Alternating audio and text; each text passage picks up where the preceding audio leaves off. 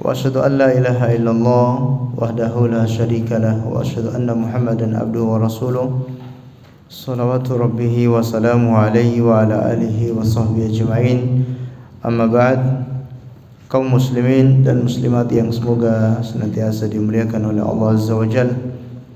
Alhamdulillah, kita bersyukur kepada Allah karena pada kesempatan malam hari ini kita kembali dipertemukan dalam rangka untuk sama-sama menuntut ilmu agama. Kita berharap dengan majelis ilmu ini mendatangkan keberkahan, mendatangkan rahmat, serta Allah mudahkan bagi kita jalan menuju surga.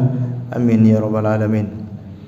Salawat dan taslim semoga tetap tercurahkan kepada junjungan kita Nabi besar Muhammad sallallahu alaihi wasallam, juga kepada seluruh keluarganya, para sahabatnya dan umatnya yang setia mengikuti tuntunannya sampai hari kiamat.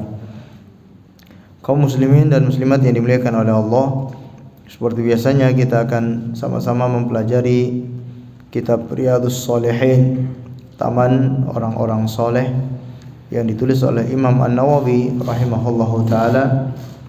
Dan kita masih membahas hadis-hadis seputar muraqabatullah, merasa diawasi oleh Allah subhanahu wa ta'ala. Sangat perlu kita terus saling menasihati, saling mengingatkan untuk memiliki perasaan diawasi oleh Allah. Karena dengan perasaan ini seseorang bisa akan terus semangat untuk beribadah kepada Allah, dan dia akan takut mendapatkan siksaan Allah. Dengan itu dia meninggalkan apa-apa yang dilarang oleh Allah Subhanahu wa taala. Kita masih mempelajari hadis yang ke-6, yaitu Rasulullah sallallahu alaihi wasallam menceritakan tentang 3 orang dari Bani Israel. Hadis ini diriwayatkan oleh Abu Hurairah bahwasanya dia mendengar Nabi sallallahu alaihi wasallam bercerita, sesungguhnya ada 3 orang dari Bani Israel. Yang satunya adalah Abrasa, kemudian wa Aqra wa A'ma, seorang yang memiliki penyakit kulit. Yang kedua, seorang yang memiliki penyakit koreng ataupun kepalanya botak kena berpenyakit. Wa a'ma, kemudian orang yang buta matanya. Allah Subhanahu wa taala ingin menguji 3 orang itu. Ingin memberi ujian kepada 3 orang tersebut.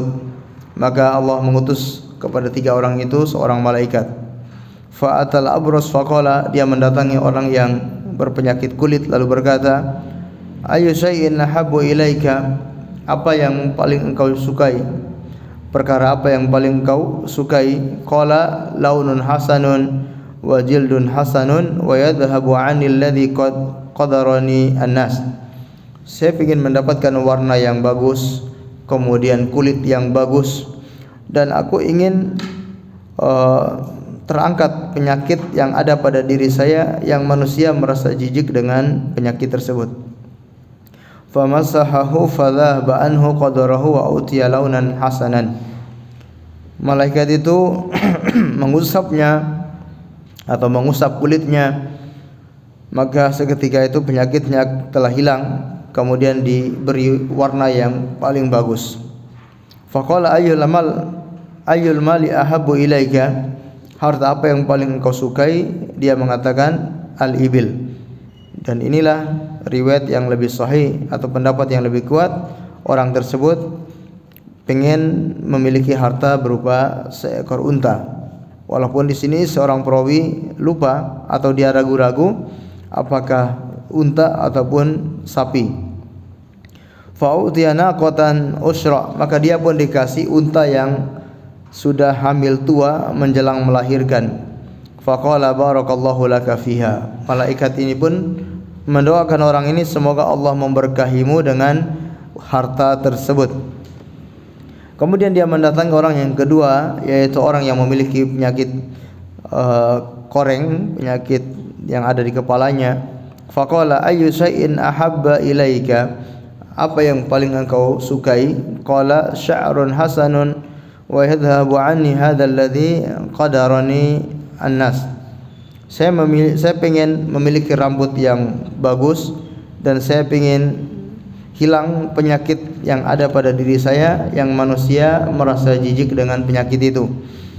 Famasahahu fadhahaba anhu fa'utiya sya'ran hasanan. Malaikat ini pun mengusap kepalanya, kemudian penyakitnya itu pun langsung hilang dan dia dikasih rambut yang sangat bagus. Qala fa ayyul mal ahabbu ilaika? Harta apa yang paling kamu sukai? Qala al-baqara fa utiya baqaratan hamilan wa qala barakallahu laka fiha. Dia pengen memiliki harta berupa sapi, dia pun dikasih sapi yang sudah hamil tua, tinggal melahirkan saja. Lalu malaikat ini mendoakan, semoga Allah memberkahimu dengan harta tersebut. Fa'atal a'ma faqala ayyu shay'in ahabbu ilaika? Dia mendatangi orang yang buta, kemudian dia bertanya, apa yang paling kamu sukai? Dia berkata, ayyaruddallahu ilayya basari fa ubsiran nasa. Aku pengen Allah mengembalikan penglihatan saya. Ini menunjukkan sebelumnya dia punya kenikmatan bisa melihat. Dia ini bukan buta sejak lahir, tapi dia buta di dalam perjalanan hidupnya. Dia awalnya bisa melihat, kemudian dia diuji oleh Allah dengan penyakit buta atau matanya yang tidak bisa melihat.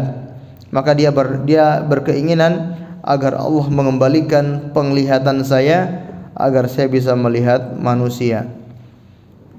Dan ini tentunya ujian yang sangat berat. Orang yang sebelumnya melihat kemudian tiba-tiba diambil nikmat penglihatannya itu, maka ini sangat menyakitkan bagi orang tersebut. Kalau mungkin dia dari awal tidak bisa melihat, sejak lahir dia sudah buta, mungkin lebih ringan lebih ringan perasaannya daripada orang yang pernah melihat kemudian tiba-tiba hilang penglihatannya. Malaikat ini pun mengusap matanya, faradallahu ilaihi basaruh, sehingga Allah pun mengembalikan penglihatannya. Lalu bertanya, fa ayyul mala ahabbu ilaika? Harta apa yang paling kamu sukai? Dia berkata, al-ghanam, yaitu kambing. Fa utiya syatan walidan fa antaja hadani biwilda hadha fa kana li hadha wadin minal ibil wa li hadha wadin minal baqar wa li hadha wadin minal ghanam. Dia pun dikasih seekor kambing yang hampir melahirkan. Akhirnya kambing ini pun melahirkan anak tersebut. Kemudian berlalu beberapa zaman, maka orang yang pertama yang memiliki unta ini pun menjadi banyak sampai untanya itu memenuhi satu lembah. Kemudian yang memiliki sapi juga, sapinya semakin banyak memenuhi satu lembah. Begitupun yang memiliki kambing bertambah banyak sehingga memenuhi satu lembah. Ma'asyiral muslimin wal muslimat, azanillahu wa iyyakum. Ini diantara kenikmatan yang Allah berikan kepada tiga orang ini, yang mana sebelumnya mereka dikasih musibah. Yang satunya penyakit kulit, yang manusia merasa jijik karena penyakit itu bisa menular. Kemudian penyakit itu mengeluarkan nanah dan pastinya baunya juga menyengat, bau busuk. Orang tidak mau duduk bersama orang tersebut. Kemudian yang kedua, dia memiliki penyakit koreng. Dengan penyakit yang ada di kepalanya itu, rambutnya menjadi rontok, kulit kepalanya bahkan rusak. Manusia juga menghinanya karena dia memiliki kekurangan tersebut. Kemudian orang yang ketiga, dia adalah orang yang buta, yang tidak bisa melihat. Tentunya mau ngapa-ngapain itu akan sulit bagi orang yang tidak bisa melihat. Bahkan dia harus butuh bantuan. Mau pergi, mau berjalan, dia harus butuh orang yang menuntunnya. Namun dengan karunia Allah, dengan nikmat Allah, Allah sembuhkan penyakit ini. Allah kembalikan penglihatannya dan mereka mendapatkan nikmat berupa harta. Yang pertama nikmatnya berupa unta yang banyak, kemudian yang kedua sapi yang banyak, dan yang ketiga kambing yang banyak. Namun ceritanya tidak sampai di situ. Allah Subhanahu wa taala masih pengen menguji mereka, apakah mereka menjadi orang-orang yang bersyukur atau justru mereka lupa dengan nikmat yang Allah berikan kepada mereka. Thumma innahu atal abrasa fi suratihi wa hayati. Kemudian Allah ingin menguji mereka, maka Allah mengutus malaikat dalam bentuk atau wujud seperti orang yang yang mereka sedia kala, wujud mereka sebelumnya. Faqala rajulun, lalu dia berkata, rajulun miskin qad inqata'at bi al-hibal fi safari fala balagha li al-yawm illa billahi thumma bika as'aluka billadhi a'taka al-lawnul hasan wa jildul hasan wal mal ba'iran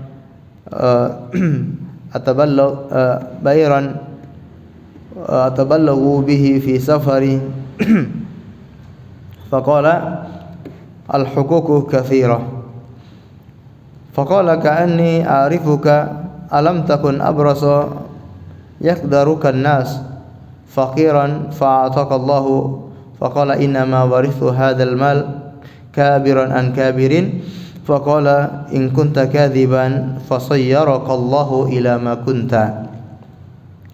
Malaikat ini datang kepada orang yang pertama dalam bentuk wujudnya, lalu dia mengatakan, aku orang yang miskin, terputus perbekalanku, tidak memiliki perbekalan untuk melanjutkan perjalanan. Aku tidak memiliki siapapun yang bisa membantu saya pada hari ini kecuali Allah, kemudian kamu.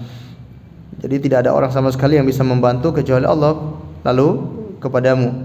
As'aluka billadzi a'taka al-lawnul hasan. Aku minta kepadamu dengan menyebut nama Allah yang telah memberikanmu warna kulit yang bagus, atau memberikanmu kulit yang bagus atau warna kulit yang bagus, dan juga yang telah memberikanmu harta berupa hewan ternak unta yang banyak, hanya untuk menyambung perjalanan saya. Maka orang ini mengatakan, al-huququ katsirah, kebutuhan saya masih banyak. Padahal orang ini sudah sangat berlebihan. Dia punya harta yang banyak, segala kebutuhannya sudah terpenuhi, dia memiliki kelebihan. Namun orang ini masih beralasan, al-huququ katsirah, kebutuhan saya masih banyak. Artinya dia tidak mau memberi kepada orang fakir tersebut, kepada malaikat yang menyamar tersebut. Faqala ka'anni a'rifuka. Lalu malaikat ini berkata, sepertinya saya mengenalmu. Bukankah kamu dulu orang yang memiliki penyakit kulit? Manusia merasa jijik denganmu. Engkau orang yang fakir, kemudian Allah memberimu harta. Maka orang ini menyangkal, dia mengatakan, innama warithu hadzal mal kabiran an kabirin. Sesungguhnya harta ini saya dapatkan dari warisan kabiran an kabirin, dari nenek moyang saya. Harta ini saya dapatkan dari warisan terdahulu saya. Faqala in kunta kadziban, seandainya kalau kamu berdusta, dan tentu dia telah berbohong. Kalau seandainya kamu berdusta, fasayyarakallahu ila ma kunta alai. Allah akan merubah sebagaimana kamu sedia kala. Dan betul Allah Subhanahu wa taala telah mengembalikan dia sebagaimana sebelumnya. Secara zahir hadis ini dia dikembalikan, yaitu memiliki penyakit kulit, kemudian hartanya habis, dia kembali miskin. Fa'atal aqra fi suratihi wa hayati. Dia, malaikat ini pun mendatangi orang yang berpenyakit kepala, berpenyakit botak dalam bentuk yang sama. Kemudian dia berkata,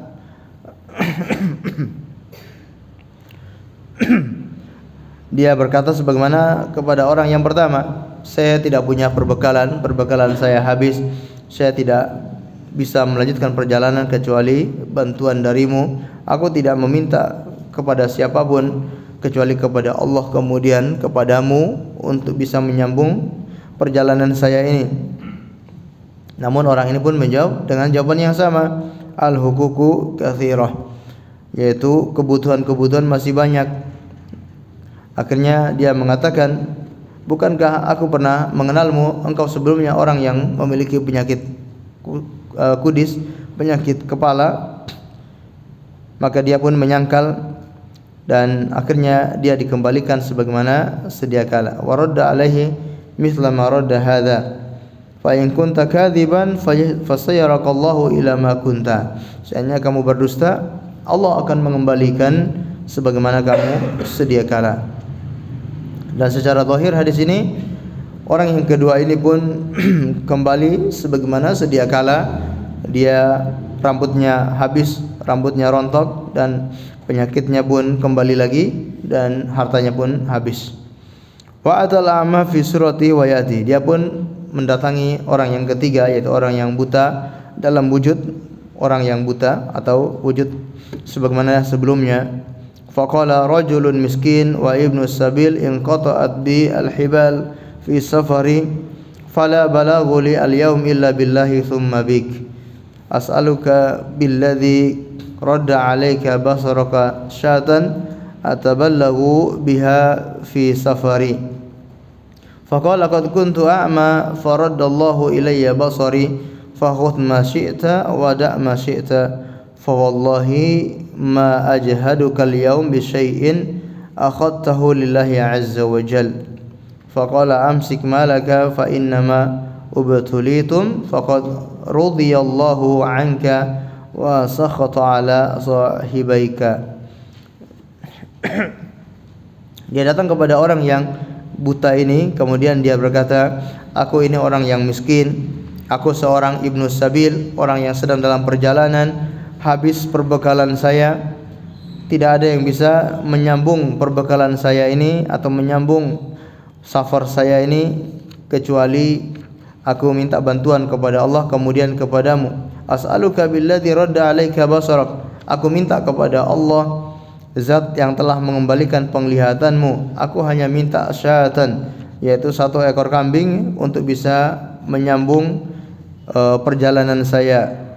Faqala, maka orang yang buta ini berkata, qad kuntu a'ma, sesungguhnya saya dahulu juga buta sama seperti kamu. Faradallahu ilayya basari, namun Allah Subhanahu wa taala mengembalikan penglihatan saya. Lalu dia berkata, fakhudh ma syi'ta wa da' ma syi'ta. Ambil sesukamu dan tinggalkan sesukamu. Artinya ambil berapapun yang kamu sukai. Kalau kamu pengen ambil semua silakan, mau ambil sebagian silakan. Kemudian dia mengatakan, fa wallahi demi Allah, ma ajhaduka al-yawm bi syai'in akhadtahu lillah. Aku tidak melarangmu untuk mengambil dariku sedikit pun karena engkau mengambil atas nama Allah Subhanahu wa taala. Karena memang orang ini sangat membutuhkan, atau malaikat ini menyamar dengan orang yang sangat membutuhkan. Dia tidak punya bantuan lagi kecuali kepada orang yang memiliki kambing ini. Dia mengatakan, aku tidak akan mencegahmu sama sekali. Berapapun yang kamu butuhkan akan aku berikan karena Allah Azza wa Jal. Faqala, maka malaikat ini pun berkata, amsik malak, tahan hartamu. Fa innama ubtulitum, sesungguhnya kalian ini telah diuji oleh Allah, dan Allah sudah meridhoimu, dan Allah memurkai kedua temanmu yang tidak bersyukur atas pemberian Allah Subhanahu wa taala. Baik, ma'asyiral muslimin dan muslimat azanillahu wa iyyakum. Hadis ini hadis yang sangat agung yang diceritakan oleh Nabi sallallahu alaihi wasallam kepada kita sekalian agar kita bisa mengambil pelajaran yang terkandung dalam kisah ini. Di antara pelajaran yang bisa kita ambil dari kisah ini adalah selalu bersyukur atas nikmat Allah Subhanahu wa taala. Nikmat yang kita rasakan itu adalah titipan dari Allah, dan Allah kapanpun bisa mengambilnya kembali. Kita hanya berkewajiban untuk bersyukur kepada Allah, memanfaatkan kenikmatan itu dengan sebaik-baiknya, memanfaatkan untuk selalu mendekatkan diri kepada Allah, Dan jangan sampai kenikmatan itu membuat seseorang akhirnya lupa dari Allah. Bahkan dia merasa dirinya telah berhasil, merasa dirinya telah sukses. Dan biasanya orang kalau sudah sukses, dia lupa diri, dia tidak ingat kalau sebelumnya itu dia seperti apa. Sebelumnya mungkin dia tidak punya apa-apa, kemudian Allah mudahkan baginya jalan, Allah lapangkan baginya rizki, sehingga dia menjadi sukses, dia menjadi kaya raya. Maka kebanyakan manusia itu lupa kalau sudah menjadi orang yang kaya. Dan kisah-kisah semacam ini sudah sangat banyak, seperti Qarun misalkan, yang sangat terkenal, yang menjadi pelajaran bagi manusia. Sebelumnya dia miskin, kemudian dia minta kepada Allah dengan perantara Nabi Musa agar didoakan menjadi orang yang kaya. Lalu setelah menjadi kaya, akhirnya mengingkari Allah, dia lupa kepada Allah Subhanahu wa taala. Maka kita ingat rahimahullahu Uwais Al-Qarni, semoga Allah merahmati Uwais Al-Qarni yang dia sebelumnya diuji oleh Allah dengan penyakit kulit, penyakit gatal. Kemudian penyakit itu tidak sembuh-sembuh, dia berdoa kepada Allah untuk menghilangkan penyakit itu. Bahkan dia berdoa agar jangan dihilangkan keseluruhan, tinggalkan penyakit tersebut sebesar logam atau sebesar uang logam, uang dirham di daerah pusarnya. Karena dengan itu dia bisa mengingat nikmat Allah Subhanahu wa taala. Akhirnya Allah hilangkan penyakitnya, penyakit kulitnya hilang. Kemudian Allah sisakan hanya sebesar 1 dirham, yaitu 1 uang logam di bagian pusarnya. Dengan itu dia ingat kalau dia dahulu punya penyakit, kemudian Allah hilangkan penyakit tersebut agar dia selalu ingat dan selalu bersyukur kepada Allah Subhanahu wa taala. Ini 2 orang ini ternyata gagal ketika diuji oleh Allah, dikasih nikmat, ternyata mereka tidak menghadirkan, merasa diawasi oleh Allah, sehingga mereka lupa, tidak mensyukuri nikmat Allah Subhanahu wa taala. Adapun orang yang ketiga, yaitu seorang yang buta, dia betul-betul punya sifat muraqabatullah, selalu merasa diawasi oleh Allah. Dia selalu bersyukur kepada Allah, sehingga Allah pun menambah hartanya tersebut. Dan ini juga pelajaran bagi kita sekalian. Kalau seandainya orang itu bersyukur, Allah akan menambah untuknya nikmat-nikmatnya, hartanya akan dilipat gandakan oleh Allah, karunia-karunia akan terus diberikan kepada orang tersebut. Ayat yang sudah masyhur, yang sering kita dengar, la in syakartum la azidannakum wa la in kafartum inna azabi lasyadid. Jika kalian bersyukur, maka akan aku tambah nikmat-nikmatku, kata Allah. Namun jika kalian kufur, kalian tidak bersyukur, fa inna azabi lasyadid, sesungguhnya azabku sangatlah pedih. Kemudian pelajaran yang lain, yaitu pentingnya seseorang itu memiliki sifat tawadhu. Kita lihat 2 orang yang pertama ini, mereka adalah orang-orang yang sombong. Ketika minta pun mereka minta dengan sombong, tidak ada perasaan tawadhu kepada Allah Subhanahu wa taala. Misalkan ketika malaikat menawarkan apa yang kamu inginkan, maka orang yang pertama dia langsung berkata, aku ingin memiliki warna yang bagus, kemudian kulit yang bagus, dan penyakit saya ini hilang.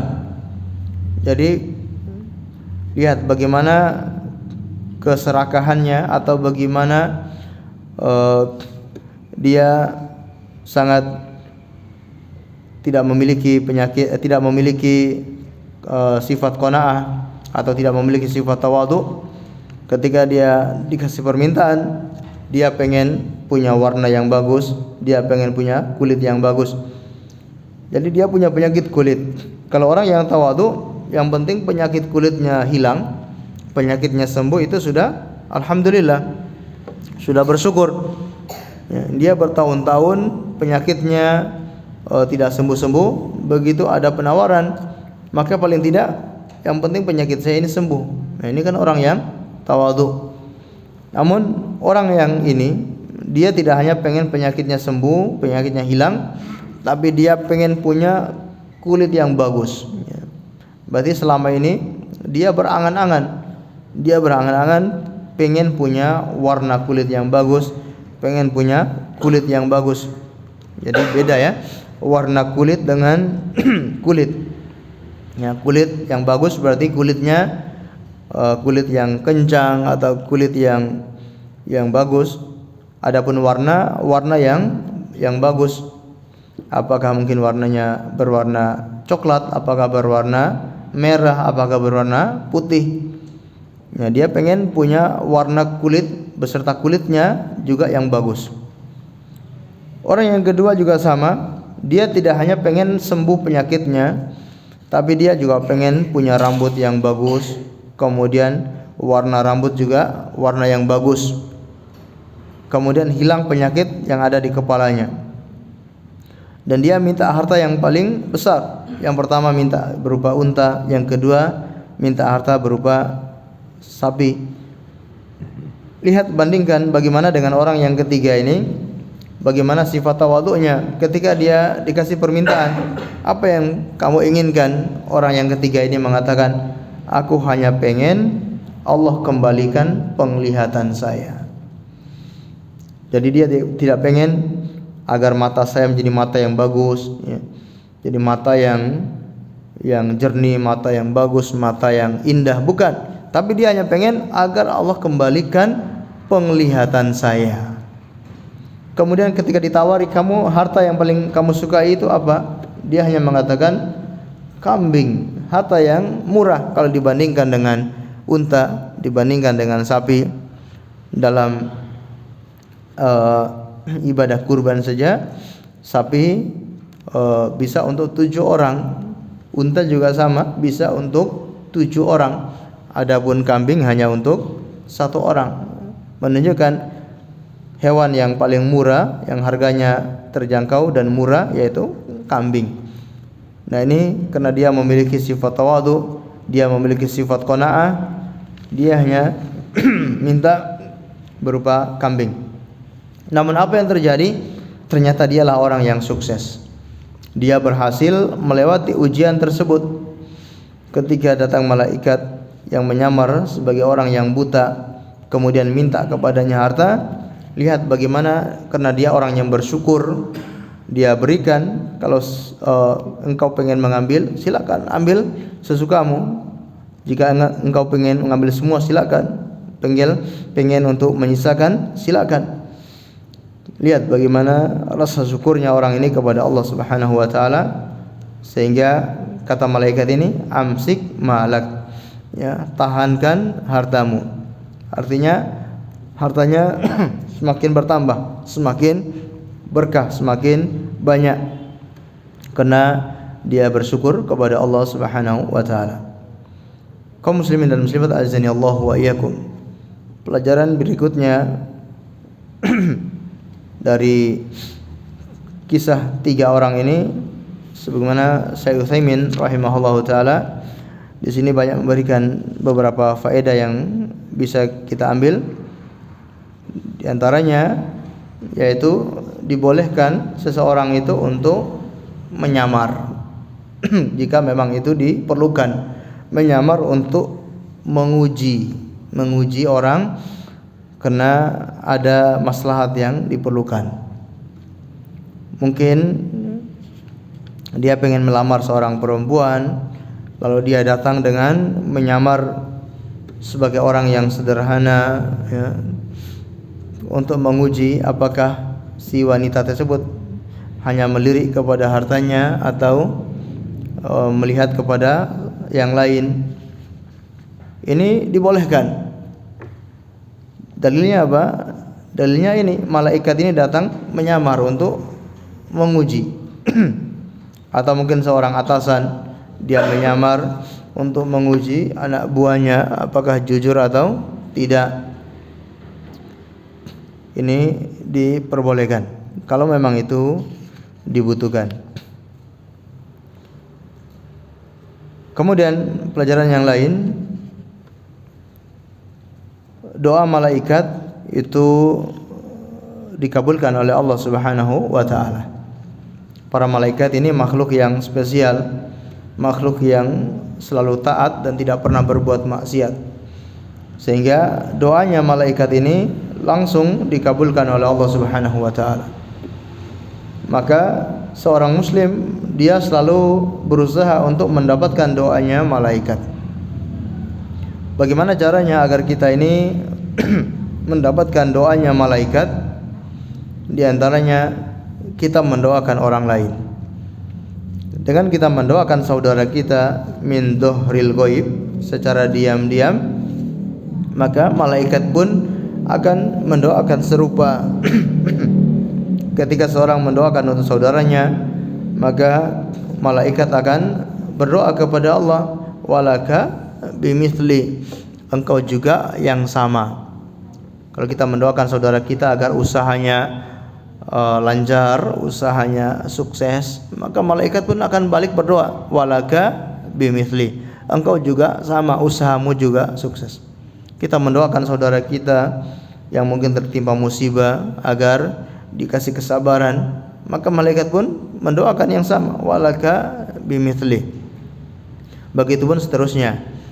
Maka di sini pelajaran bagi kita untuk senantiasa mendoakan saudara kita, karena keuntungannya bukan hanya untuk saudara kita tersebut, tapi justru keuntungannya kembali kepada kita. Kita mendoakan kebaikan untuk saudara kita, malaikat pun akan mendoakan kebaikan untuk kita. Kemudian kita berada di tempat-tempat yang di situ banyak malaikat, yang malaikat akan mendoakan orang-orang yang ada di tempat tersebut. Tempat-tempat yang mengandung keberkahan seperti majelis ilmu, ini tempat-tempat yang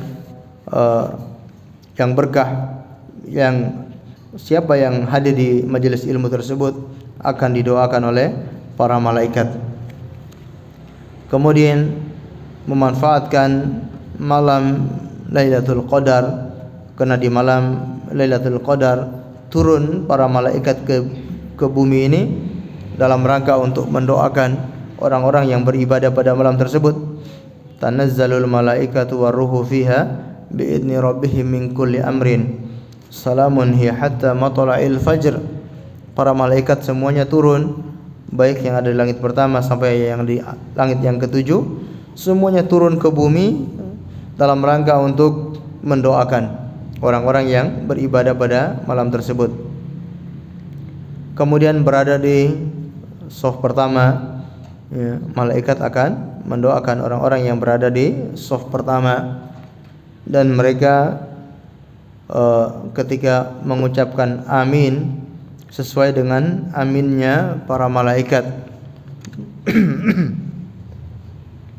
Kemudian mereka yang menunggu waktu sholat, seorang yang menunggu waktu sholat, maka akan didoakan oleh para malaikat, semoga Allah mengampuninya, semoga Allah merahmatinya, semoga Allah memberkahinya. Dan kita ingat bahwa doa-doa malaikat ini akan dikabulkan oleh Allah Subhanahu wa taala. Termasuk di setiap pagi hari malaikat ini akan mendoakan orang-orang yang mengeluarkan hartanya.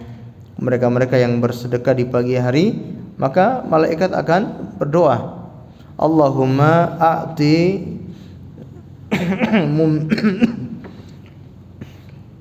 Allahumma a'ti munfikan talafa, atau Allahumma a'ti munfiqan khalafa.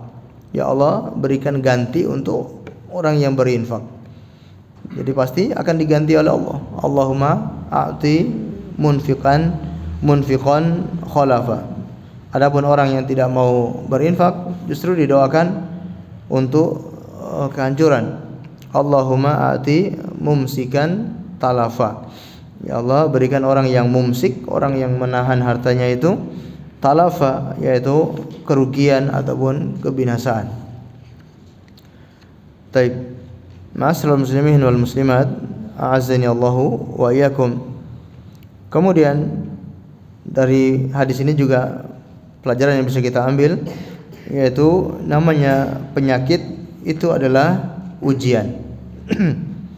Allah Subhanahu wa taala sangat mampu kalau menghilangkan penyakit-penyakit itu. Seketika Allah mampu untuk menghilangnya. Tapi kadangkala Allah tidak menghilangkan penyakit itu dalam rangka untuk menguji manusia, apakah mereka mau bersabar atau tidak bersabar dengan penyakit yang Dia berikan. Kita lihat 3 orang ini begitu diusap oleh malaikat, langsung Allah hilangkan penyakit mereka seketika. Kun fayakun, penyakitnya hilang. Dan itu memang kekuasaan Allah. Allah mampu untuk melakukan itu. Tapi kadangkala seseorang berdoa, seseorang berusaha, tapi penyakitnya juga tidak kunjung sembuh. Maka di sini Allah pengen menguji orang itu, apakah dia bersabar atau tidak bersabar. Maka kalau seorang diuji dengan suatu penyakit, hendaknya dia selalu bersabar dan mendapatkan pahala yang besar dari penyakit tersebut. Kita ingat Ibnu Abbas radhiyallahu anhu pernah bercerita kepada seorang tabi'in, yaitu Atha bin Abi Rabah.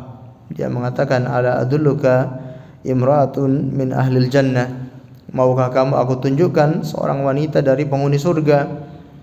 Seorang yang berkulit hitam datang kepada Nabi sallallahu alaihi wasallam, lalu mengeluhkan tentang penyakitnya, yaitu penyakit ayan atau penyakit yang berupa kejang-kejang, tidak sadarkan diri. Dia mengatakan, wahai Rasulullah, ini aqra, sesungguhnya aku ini memiliki penyakit kejang-kejang, penyakit ayan. Ini bisa disebabkan karena murni medis atau disebabkan karena kemasukan jin. Maka dia minta kepada Nabi SAW untuk mendoakannya. Kata Nabi SAW, jika engkau sabar, jika engkau mau, aku berdoa kepada Allah dan penyakitmu akan sembuh. Tapi kalau engkau bersabar, maka jaminanmu adalah surga. Wanita ini memilih untuk bersabar. Asbir ya Rasulullah. Kalau begitu saya memilih untuk bersabar, walaupun saya menderita, walaupun saya sakit dengan penyakit tersebut, namun saya sabar. Kenapa? Karena jaminannya adalah surga. Tapi kalau sembuh, belum tentu jaminannya surga. Kadangkala justru ketika sembuh malah melampaui batas. Ketika dia sakit, mungkin dia semakin dekat sama Allah. Justru ketika dia disembuhkan penyakitnya, dia malah kembali bermaksiat kepada Allah Subhanahu wa taala. Betapa banyak orang yang baru sadar ketika dia diuji dengan suatu penyakit. Namun betapa banyak orang yang akhirnya lalai ketika dia disembuhkan dari penyakitnya. Di saat dia masih sakit, dia selalu dekat sama Allah. Tapi di saat dia sudah disembuhkan, merasa tubuhnya kuat, merasa dirinya bisa melakukan apa saja, dia kembali bermaksiat kepada Allah Subhanahu wa taala. Makanya ini pentingnya seorang itu bersabar jikala diuji oleh Allah Subhanahu wa taala.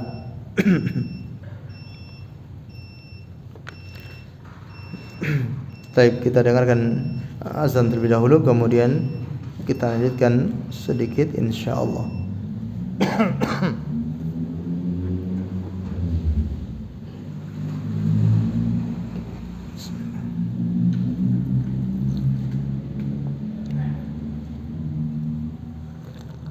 Allahu Akbar.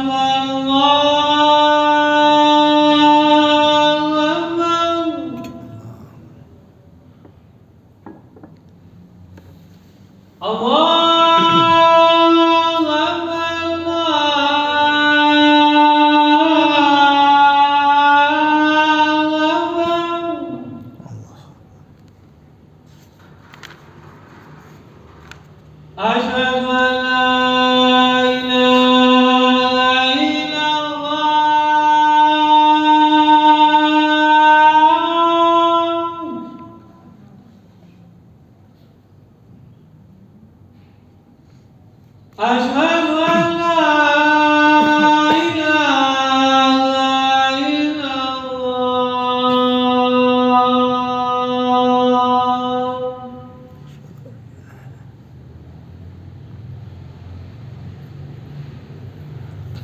أشهد أن محمدا رسول الله.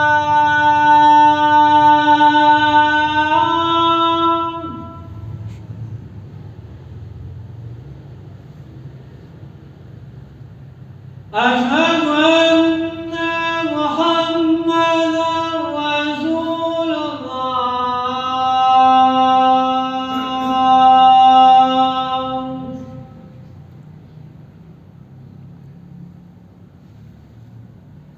حي على الصلاة.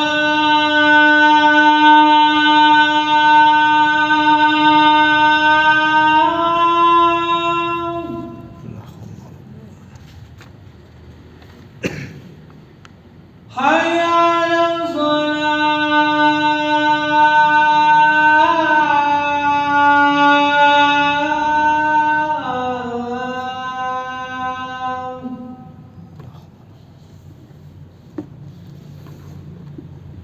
حي على الفلاح.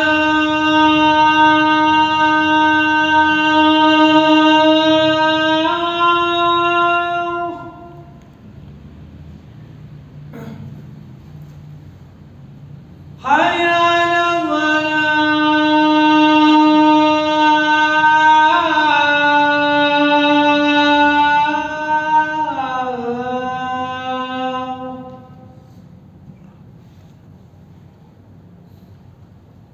الله أكبر الله أكبر. لا إله إلا الله.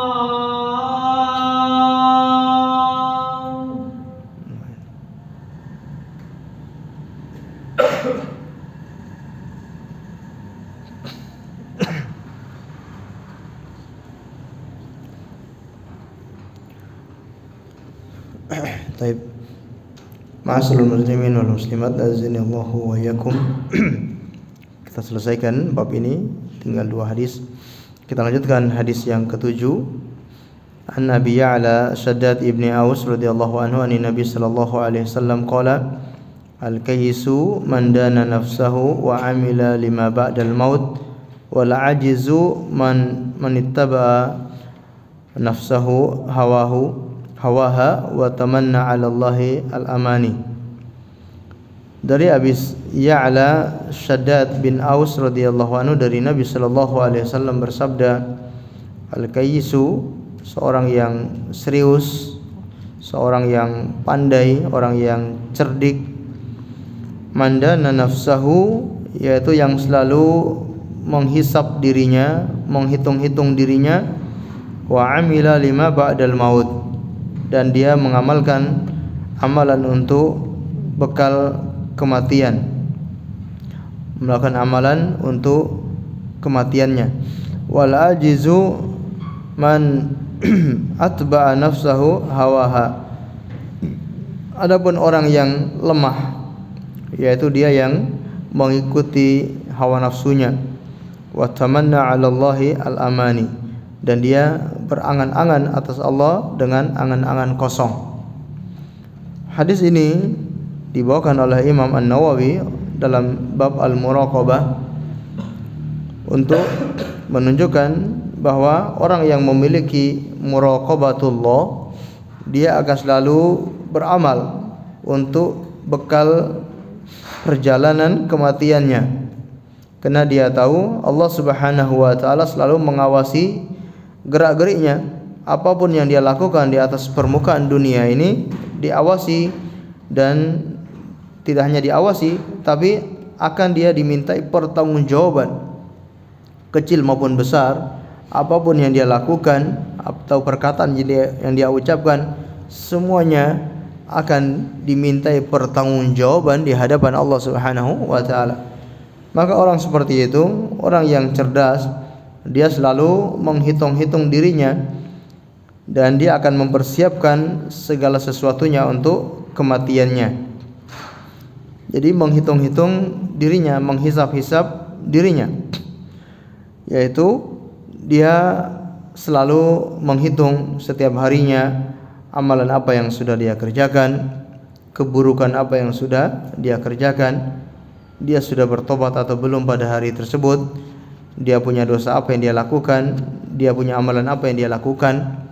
Karena dia selalu sadar bahwa kematian itu akan datang kapan saja, dan dia sadar bahwa umurnya di dunia ini sangat terbatas.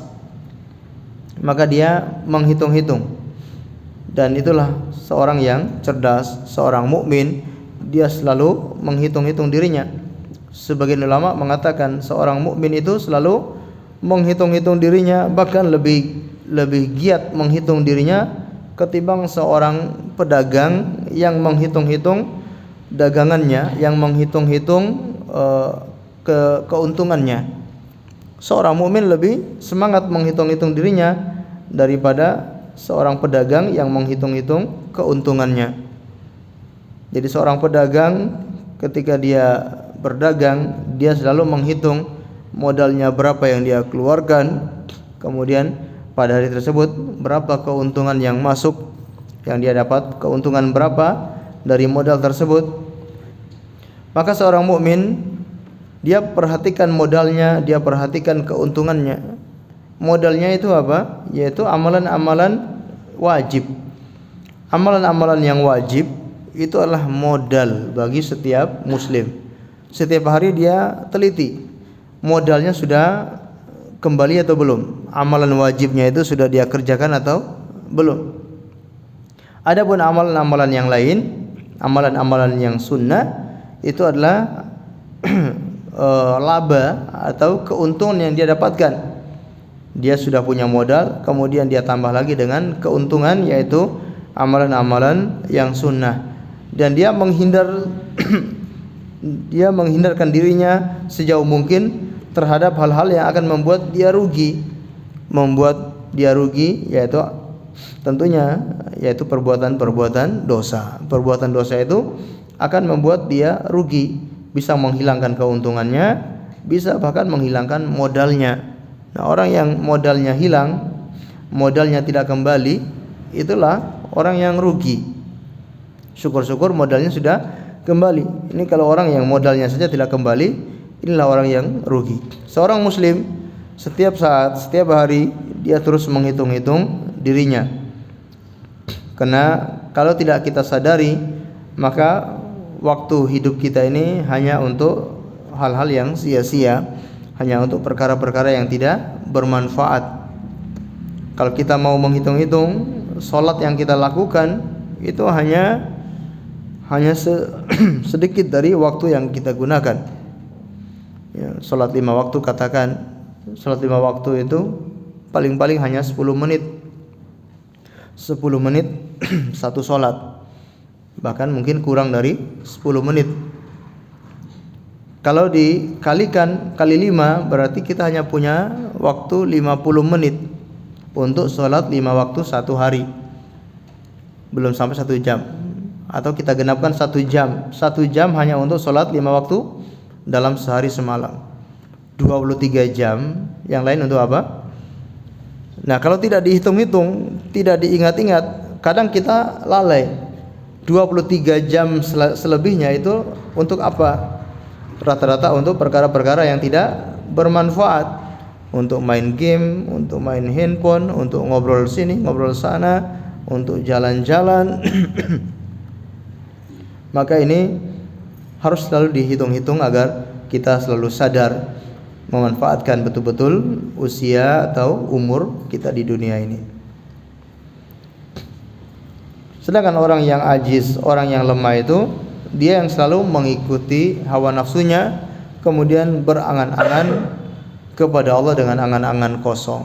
Ini biasanya orang-orang yang menunda tobat, ya. Nanti saja dia berangan-angan, nanti kalau saya usia sekian, saya akan tobat, saya akan betul-betul istiqomah, saya serius beribadah kepada Allah, setiap hari saya fokus ibadah. Tapi tidak mulai-mulai. Hanya angan-angan saja.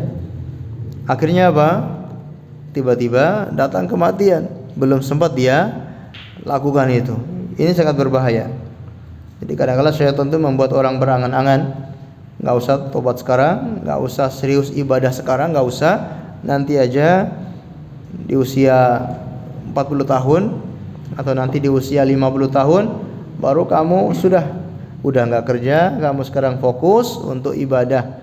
Belum tentu ketika usia 50 tahun dia ibadah, bahkan bisa jadi umurnya tidak sampai 50 tahun. Nauzubillahi min dzalik. Hadis yang terakhir, hadis yang ke-8 atau juga hadis yang ke-9 dari Abu Hurairah radhiyallahu anhu, qala Rasulullah sallallahu alaihi wasallam, min husni islamil mar'i tarkuhu ma la ya'ni. Di antara bagusnya Islam seseorang yaitu meninggalkan apa-apa yang tidak bermanfaat untuknya. Adapun hadis yang ke-9 dari Umar radhiyallahu anhu dari Nabi sallallahu alaihi wasallam bersabda, la yus'alu rajulu fima daraba imra'atahu.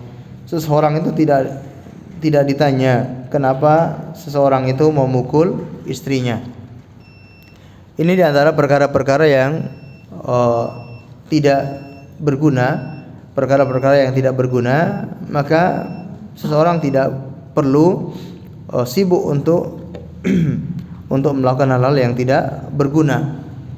Artinya kita ini dituntut untuk selalu memanfaatkan hidup ini dengan sebaik-baiknya. Apa-apa yang tidak bermanfaat maka nggak usah diurus. Urusi yang betul-betul ada manfaatnya. Bahkan itu menjadi tanda ciri bagusnya Islam seseorang. Bagusnya derajat Islam seseorang itu adalah meninggalkan hal-hal yang tidak bermanfaat. Tidak bermanfaat untuk dunia, tidak bermanfaat untuk akhirat. Kalau itu tidak bermanfaat, maka tidak usah ikut campur, terutama dalam urusan permasalahan orang lain. Urusan orang lain, masalah dia, masalah orang lain, itu biarkan, itu masalah orang lain, jangan kita ikut campur. Bahkan sampai disebutkan dalam hadis ini, walaupun hadis ini dinilai dhaif, tidak boleh seorang itu bertanya kenapa seorang suami memukul istrinya. Itu masalahnya mereka, masalah rumah tangganya. Mungkin ada seorang laki-laki yang memukul istrinya, ya nggak usah ditanya ngapain kamu memukul istri kamu, nggak perlu. Atau mungkin pasangan itu akhirnya bercerai, nggak perlu ditanya kenapa kamu bercerai, masalah apa, urusan masing-masing. Ya, kalau nggak ada urusan di situ, nggak ada maslahat, nggak ada manfaat, ngapain kita mengurusi urusan orang lain? Kaidahnya menyebutkan barang siapa yang mengurusi urusan yang bukan urusan dia, maka dia akan luput dari urusannya sendiri. Barang siapa yang mengurusi urusan yang bukan miliknya, maka dia akan luput, akan lalai dari urusannya sendiri. Dan biasanya seperti itu. Ya, padahal urusan sendiri masih banyak. Kita nggak perlu mengurusi urusan orang lain, tapi urusi diri kita sendiri. Adapun secara hukum asalnya, perkara yang tidak bermanfaat maka ditinggalkan. Ma la tadhar faedatuhu al aslu tarkuhu. Apa-apa yang tidak nampak faedahnya maka secara hukum asal tinggalkan. Ya. Kalau secara hukum asal apa-apa yang tidak nampak faedahnya maka tinggalkan, baik dalam urusan diri sendiri maupun urusan orang lain. Kalau tidak nampak faedah di situ, maka secara asalnya tinggalkan. Termasuk masalah ucapan, ya, mengucapkan sesuatu, berkata sesuatu. Kalau tidak ada faedahnya, maka tinggalkan. Alias kita disuruh untuk lebih banyak diam daripada berbicara. Allahu a'lam bishawab. Ini yang kita pelajari pada kesempatan malam ini, dan selesai bab yang ke-5 tentang muraqabatullah. Insyaallah kita akan lanjut pada pertemuan setelahnya, bab yang ke-6 yaitu bab tentang takwa. Allahu a'lam bishawab. Kita akhiri dengan membaca doa kafaratul majlis. Subhanakallahumma bihamdika asyhadu an la ilaha illa anta astaghfiruka wa atubu ilaik. Wassallallahu ala nabiyyina Muhammad wa ala alihi washabbihi wasallam. Terima kasih atas segala perhatiannya. Mohon maaf atas segala kekurangannya. Assalamualaikum warahmatullahi wabarakatuh.